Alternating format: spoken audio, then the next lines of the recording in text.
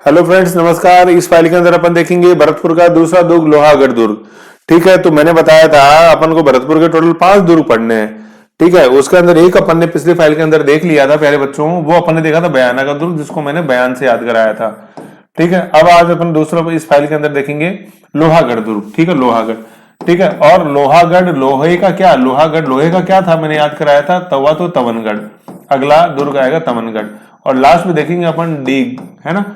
और बयाना के बाद अपन ने मैंने बताया था बैरगढ़, है ना। ये 5 दुर्ग मैंने आपको बताए थे भरतपुर में, 1 2 3 4 5। बयाना, वैसे बयाना, वैसे बैरगढ़, और लोहे का तवा लोहागढ़ तमनगढ़, और लास्ट के अंदर डीग।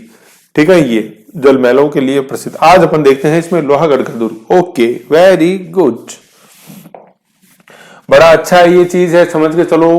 है लोहागढ़ दुर्ग, लोहा लोहा मतलब आए अंग्रेजों को अपना लोहा मनवा दिया। एकमात्र दुर्ग था जिसको अंग्रेज जीत नहीं पाए थे। बाद में फिर संधि करनी पड़ी, मतलब आक्रमण से नहीं जीत पाए थे, फिर संधि करनी पड़ी। कोम्बर मेयर अपन पढ़ेंगे, 1825 में संधि कर ली तो। ठीक है, आ जाओ। तो सबसे पहले अपन देखते हैं प्रकार। पारीक दुर्ग छाप लो मेरे प्यारे बच्चों दिमाग में, ये सबसे अच्छा एग्जाम्पल है पारीक दुर्ग का। तो पारीक दुर्ग कैसे याद कराया था, पारीख है, पारीक जी नहीं है, ये पारीख नहीं है, पारीख है। कैसे खाई, परिधि, वो व्रत बनाया था, वो तो परिधि है।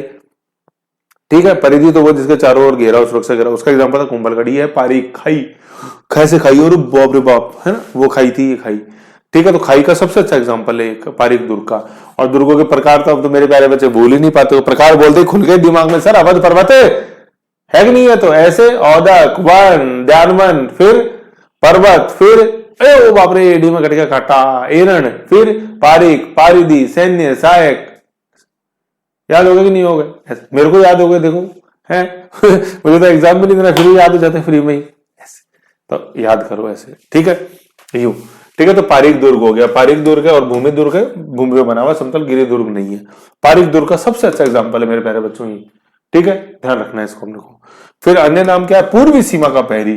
ठीक है, अभी अपन जब मैंने पेज नंबर 3 पे जो भी स्किप किया हुआ, उसमें चारों दिशाओं के पहरी पढ़ेंगे अपन। तो ये पूर्व दिशा का पहरी पढ़ लिया अपन ने, कौन सा, लोहागढ़। जैसा नाम वैसा काम। निर्माण हुआ 1733 के अंदर, है ना। इसमें आप नाम लिख लेना, महाराजा सूरजमल। ठीक है, निर्माण हुआ 1733। पारीक, है ना। अब खाई है, तो खाई है ना मेरे प्यारे बच्चों, खाई वो खाली नहीं है, उसके अंदर पानी भरा हुआ है ना। मैंने आपको, अपन ने भरतपुर पढ़ा था, उसकी फोटो दिखाई थी, सब करी थी।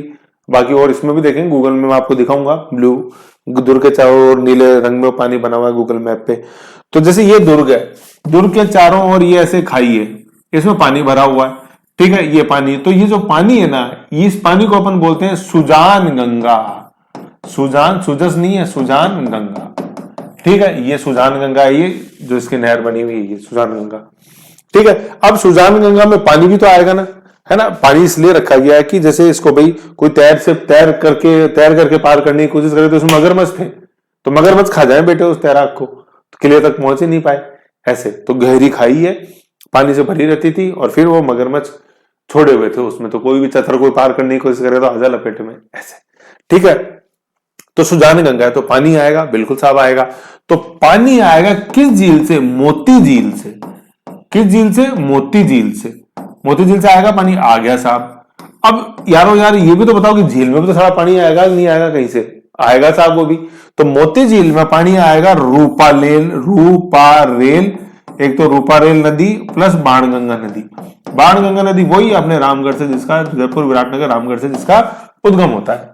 ठीक है, तो रूपालेल और बाणगंगा नदी के संगम पे तो बनी हुई मोती झील, और मोती झील का पानी जाता है किसमें, अपने सुजान गंगा नहर में। और सुजान गंगा नहर किस किले के चारों तरफ पारिक में है पानी, वो लोहागढ़ दुर्ग में। वेरी गुड, बहुत प्यारे बच्चे हैं, समझ जाते हैं इशारों में। ठीक है, तो ये है, देख लो, चारों ओर चौड़ी एवं गहरी पानी की खाई है। कैसे खाई, कैसे पारिक, मोती झील से सुजान गंगा नहर द्वारा पानी। कौन सी झील, मोती झील, और नहर कौन सी आ गई अपने, सुजान गंगा नहर। ठीक है, जूम कर दूं, ले जूम, ओ इधर का गया। ओह सर सही था जो चल रहा था, क्या दिमाग लगाते हो। ये लो, डांटते क्यों हो यार इसे, अच्छे की सोचता हूं मैं तो कुछ, है ना। तो लो, तो मोती झील हो गई इसमें। मोती झील से सुजान गंगा नहर द्वारा पानी आ गया। फिर मोती झील में पानी आता है, रूपा रेल और बाणगंगा नदियों के संगम पर स्थित है ये मोती झील, समझ गए? तो ऐसे ध्यान रखना अपने को। तो सुजान गंगा, मोती झील और दो नदियां जिनके संगम पे है मोती झील, रूपा रेल और बाणगंगा, होगी बल्ले बल्ले। आ जाओ, दो सुरक्षा दीवार भी इसके अंदर है, दो सुरक्षा दीवार, जैसे ये दुर्ग है ना, तो ये तो होगी झील होगी पहले तो, ठीक है, होगी झील होगी, थोड़ी ज्यादा हो गई झील कम करो सर। तो ये दुर्ग है, ये झील होगी जो अभी मैंने बताया अपने सुजान गंगा, होगी कि नहीं होगी झील? होगी ना झील, वेरी गुड।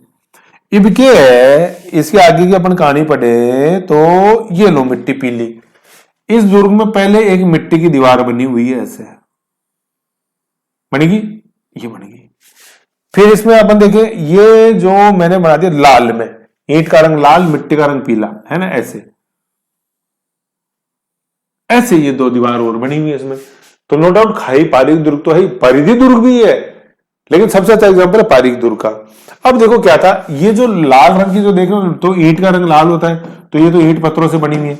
अब मिट्टी का रंग पीला होता है, ये सबको पता है ही, तो एनआरआई तो है नहीं, ये पीला है, ये मिट्टी का रंग है, ठीक है। और ये फिर अंदर ये दुर्ग महल, बीचम बीच क्या है? बीचम बीच तो ये महल है भाई साहब, है कि नहीं? ये तो महल है। अच्छा नहीं बना अच्छा बनाऊंगा क्या सर? महल तो अच्छा बनाओ, ऐसे क्या बनाते हैं? बना दिया जोड़ी सा, अच्छा बनाओ सर, महल दिखना चाहिए सर। महल तो यार देखो यार, ज्यादा अच्छा तो आता नहीं है, क्या बनी सी, ये लो, अब सही है, अब सही है, काम चला लो अपने काम चलाना एक बार, है ना। तो देख लो, अब मैंने क्या बताना चाह रहा था, मैं क्या बताना चाह रहा था, है ना। तो सुजान गंगा पढ़ लिया अपन ने, ये हरे रंग में, तो वो अब बाहर तो पहले सुजान, फिर पहले तो मिट्टी का परकोटा है, और फिर लाल ईंटों मतलब ईंट पत्थर की दीवार, और फिर अंदर महल है। तो ये ऐसा इसलिए किया था कि जैसे कोई जैसे मगरमच्छ के डर से बेतैर के तो आएगा नहीं, अब दूर से दागे जाएंगे गोले, दागे गोले, तो पहले मिट्टी की दीवार अपने बना दी जिससे कि वो गोले उस मिट्टी की दीवार में आके धस जाएं, आगे आए ही नहीं, है नहीं, तो मिट्टी ऑब्जर्व कर लेगी, उसकी पूरी जो उसमें काइनेटिक एनर्जी जो थी खत्म कर देगी उसको क्योंकि सीधा वही गोला अगर इस ईंट की दीवार के आगे बैठता ना, तो हो सकता है दीवार टूट जाए, तो इसलिए पहले ये मिट्टी का बनाया। तो सोचो देखो क्या दिमाग होगा, है ना। तो ये चीज थी।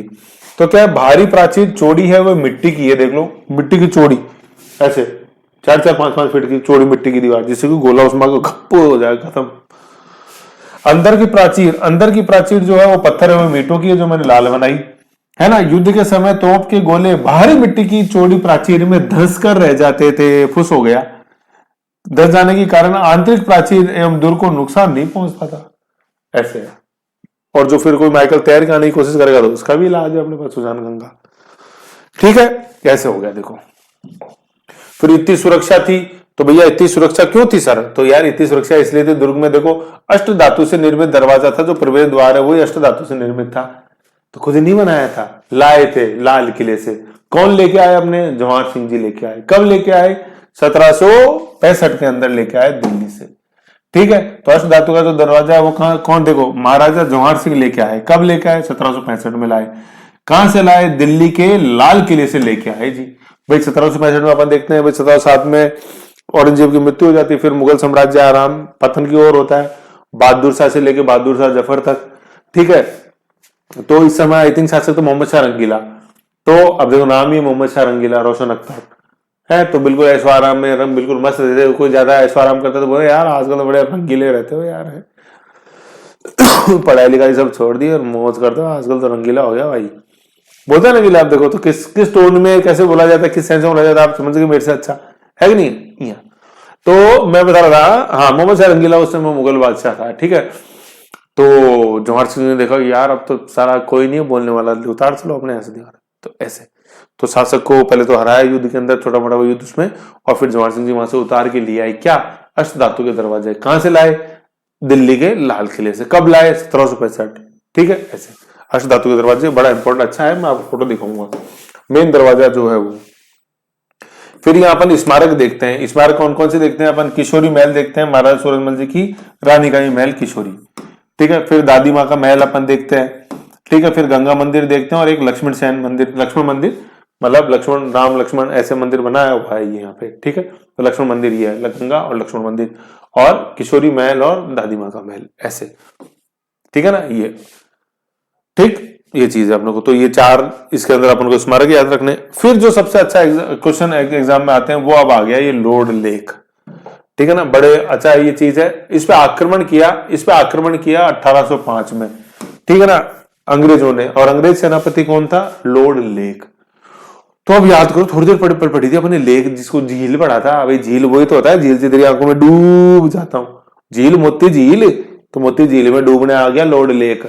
ऐसे याद करो आप, देखो लॉर्ड लेक लिख दो यहाँ पे यार, मोती झील है ना, मोती झील। तो झील से नाम याद रखा है, झील को भाई लेके तो बोलते हैं यार, ऐसा क्या है। तो देखो ब्यूटी ऐसे याद कर सकते हो आप ऐसे। ब्यूटी वही नहीं होती जो दिखे अपन को कोरा कारा, वही ब्यूटी नहीं होती, ब्यूटी ऐसे होती है ब्यूटी, है कि नहीं है। तो लॉर्ड लेक मोती झील अब याद है ना, अभी याद आएगा देखो कि लॉर्ड लेक ने किस दुर्ग पे आक्रमण किया था? बयाना, बैरगढ़, लक्ष्मणगढ़ और अपने मान लो तवनगढ़ जोड़ दे तो कैसे याद रहेगा? लॉर्ड लेक, लेक यानी झील, झील यानी मोती झील यानी सुजान यानी गंगा यानी लोहागढ़, हो गया ना धातु, है ना। तो लॉर्ड लेक ने इस पर आक्रमण किया 1805 में। किया साहब किया।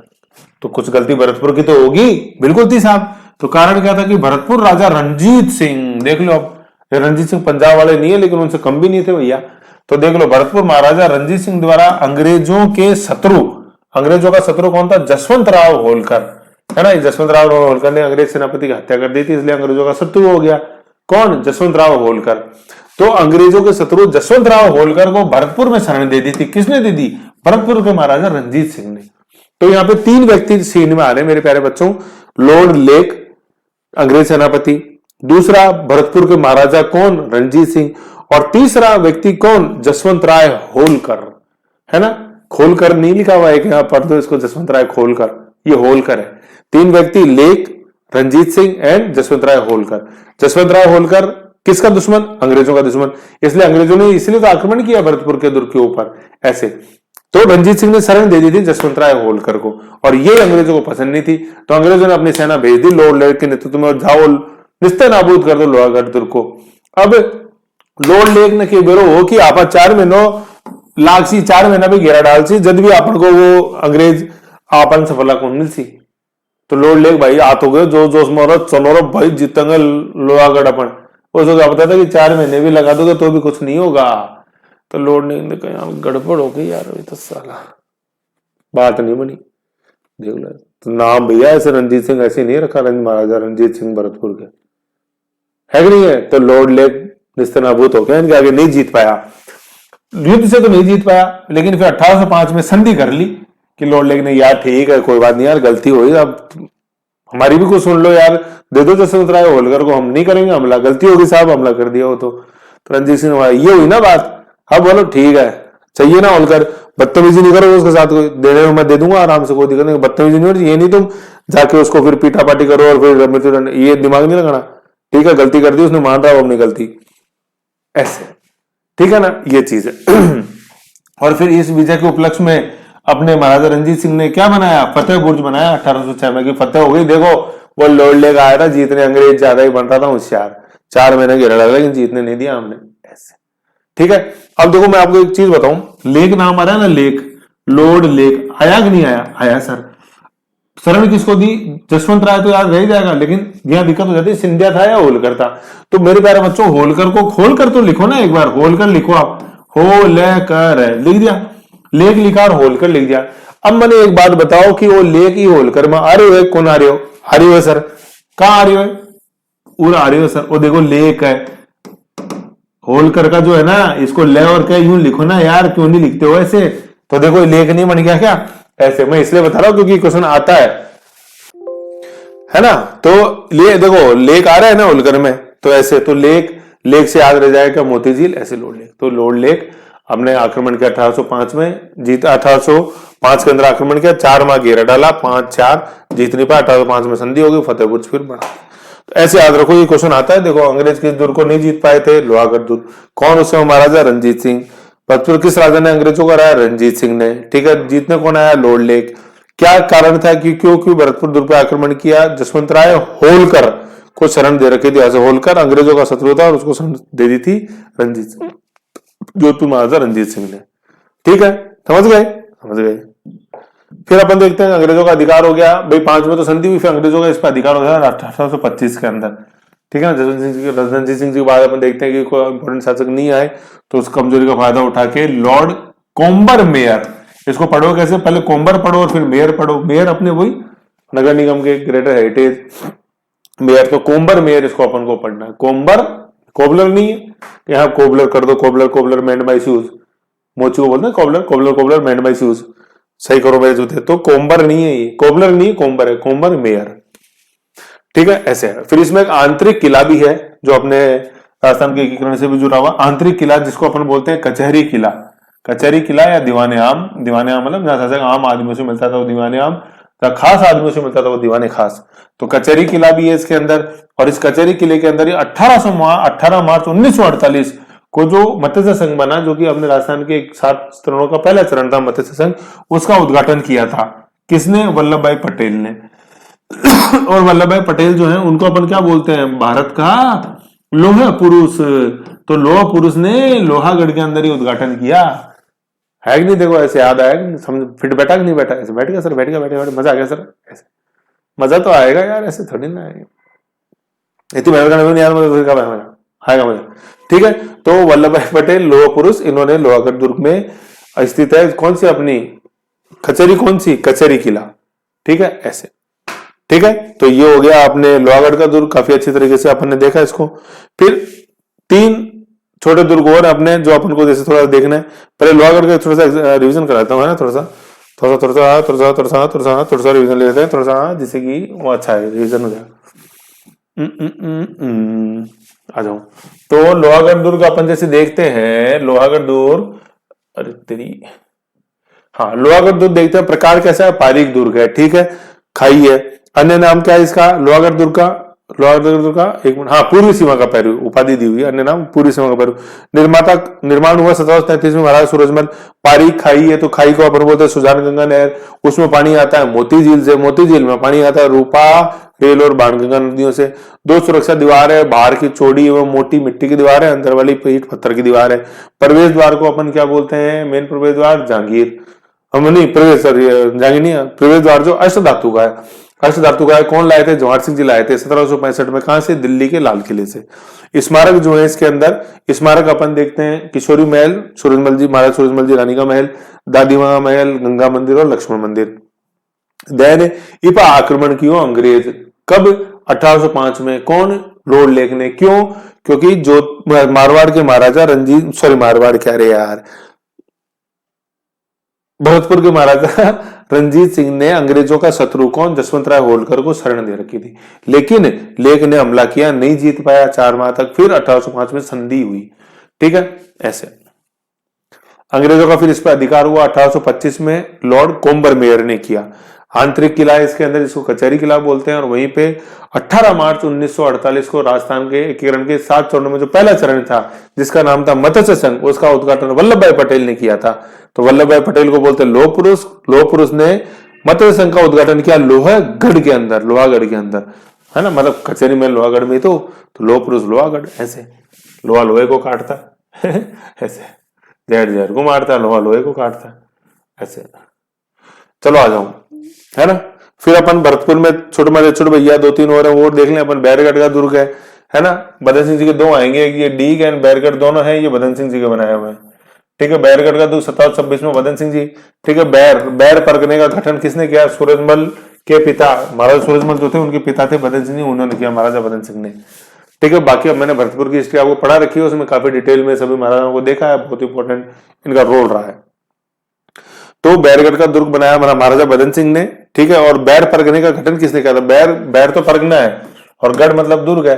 ठीक है, बैरगढ़ दुर्ग, तो बैर परगने का गठन किया किसने? महाराजा सूरजमल, महाराजा सूरजमल के पिता बदन सिंह जी द्वारा। ठीक है, ऐसे है। फिर भरतपुर में अपन डीग महल देखते हैं। डीग मतलब एक तहसील है। तो डीग की जो प्रसिद्धि है ना, वो प्रसिद्ध है डीग अपने जल महलों एवं बाग बगीचों के लिए। ये क्वेश्चन आता है। ठीक है, राजस्थान का वो कौन सा दुर्ग है जो अपने बाग बगीचों और मतलब जो जल महल और बाग बगीचों के लिए फेमस है? ठीक है, तो वो कौन है? वो डीग है, डीग महल। ठीक है, डीग महल का निर्माण किसने करवाया? महाराजा बदन सिंह ने करवाया। ठीक है, डीग बदन सिंह, ऐसे याद रखना अपने को 1730। ठीक है ना, ऐसे। और फिर अपन देखते हैं कि इस बुर्ग को लखा बुर्ज भी बोला जाता है। किसको? डीग महल को। ठीक है, डीग दुर्ग जो अपने डीग दुर्ग के अंदर अपन देखते हैं कि जलमहल और बगीचे हैं, और उसी को अपन लखा बुर्ज बोलते हैं, डीग दुर्ग को। फिर भरतपुर के अंदर एक दुर्ग है जिसको अपन बोलते हैं तवन, है ना। ये तिवन नहीं है मेरे प्यारे बच्चों, ये क्या नाम है? ये तवन है, ये याद रखना है। और तवनगढ़ को अपन बोलते हैं त्रिभुवनगढ़। ठीक है, तवनगढ़ को क्या बोला? तवनगढ़ का क्या नाम? अपभ्रंश हो गया। मेन नाम तो था त्रिभुवनगढ़, मतलब मेन नाम तो था तवनगढ़, और उसका अपभ्रंश हो गया धीरे धीरे त्रिभुवन। ठीक है, स्थिति ये बयाना के अंदर है। भरतपुर निर्माण वर्ष 11 शताब्दी में। और जो सबसे फेमस चीज है जिसका क्वेश्चन यहाँ आया वो है ननद बोजाई का कुआं। ननद बोजाई का कुआं, ननद समझ गए सिस्टर, बोजाई समझ गए वाइफ, ठीक है ना। ठीक है, बोजाई, ननद बोजाई आप समझ गए रिश्ते। ठीक है, ये कहा है? तवनगढ़ में है। तो ननद बोजाई के बीच में तनाव नहीं हो, तनाव से क्या हो जाएगा? तवन। तय नाव है, तो तय नाव अपने लिखते ना, तनाव, तय नाव है, तो इसमें तय यूं आ गया, वह ये आ गया, और न ये आ गया, तवन। क्या दिक्कत है? ननद बोजाई है ना, ऐसे याद रख लेना अपने को। ठीक है, क्योंकि ये क्वेश्चन आता है। ठीक है, निर्माता कौन था? तवनगढ़ दुर्ग का निर्माता तिवनपाल, तवनपाल था, तो तवनपाल से तवनगढ़ पड़ा है। ठीक है, जिसका नाम त्रिभुवनपाल भी, ऐसे त्रिभुवनगढ़ भी बोलते हैं। विजयपाल का पुत्र, बयाना पर मुस्लिम आधिपत्य के बाद इसने यहाँ पे ये स्थापित किया था बाद में, है ना, ऐसे। अब देखो ये क्वेश्चन, देखो ये ऐसे आया, ये दो दुर्गों के है ना, मैं बताता हूँ आपको, थोड़ा जूम, है ना। देखो ये क्वेश्चन बड़ा अच्छा क्वेश्चन है। क्या है?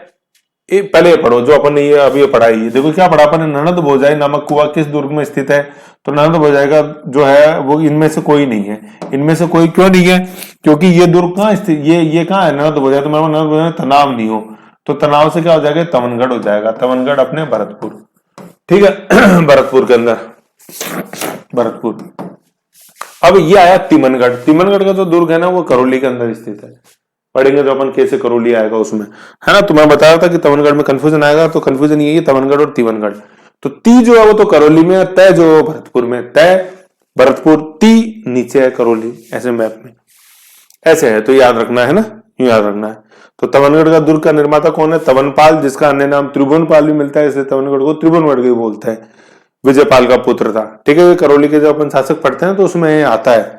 तो करौली के शासक पहले अपन देखेंगे, फिर बाद में आते हैं अपने तो महाराजा बदन सिंह सूरजमल जो अपन पढ़ते हैं उनकी हिस्ट्री बाद में। पहले करौली के अपने पाल शासक आते हैं, ठीक है ना, ऐसे। तो जब करौली का इतिहास एक बार आप उठा के देखना, जो मैंने आपको नोट दे रखे हैं उसमें, वहां भी इस चीज का जिक्र है। ठीक है, तो ये अपने भरतपुर के अपन ने 5 दुर्ग देख लिए। ठीक है सबसे पहले अपन ने देखा क्या? बयाना का दुर्ग, वही बयान में बयान मान लिया, दम आ गया, विजय हो गई, उषा की, भीम की, लाट की, देखा था अपने सारा वो तो हो गया अपने बयान। बयान के बाद अपन ने पढ़ा था बैरगढ़। बैरगढ़ जो अभी अपन ने देख लिया, ये बैरगढ़ बदन सिंह जी के द्वारा निर्मित, बैरगढ़ महाराजा बदन सिंह के द्वारा। ठीक है, बैरगढ़ आ गया। फिर अपन ने देखा लोहागढ़। लोहागढ़ डिटेल में देख लिया अपन ने, उसमें सबसे इंपॉर्टेंट है एक तो पारीक दुर्ग, सुजान गंगा, मोती झील, रूपालेल, बाणगंगे नदियां, फिर लॉर्ड लेक, रणजीत सिंह, जसवंत राय होलकर, और फिर बाद में कोम्बरमेर 1825 के अंदर वो उन्होंने जो संधि कर ली उसके बारे में। ठीक है, तो बयाना का दुर्ग देख लिया, बैरगढ़ देख लिया, देन लोहागढ़ देख लिया, फिर तवन देखा, तवन है ना। तो तवनपाल, त्रिभुवनपाल उसका निर्माता, और फिर सबसे लास्ट में अपने रहेगा डीग, महाराजा बदन सिंह निर्माता, और जो डीग दुर्ग जो है वो जाना जाता है अपने जल महलों और बाग बगीचों के लिए। ठीक है, ऐसे ये इंपॉर्टेंट है। और ननद बोजाई के बीच में तनाव नहीं हो, तो मतलब ननद बोजाई का जो कुआं है वो निम्न में से किस दुर्ग में अपन पाते हैं? वेरी गुड, तवनगढ़ दुर्ग के अंदर वो पाते हैं। ठीक है, तो ऐसे ही अपने भरतपुर का दुर्ग था, ऐसे अपने भरतपुर देखा पूरा, ये क्वेश्चन देख लिया। अब अपन देखेंगे नेक्स्ट 12 के दुर्ग। ठीक है, ओके।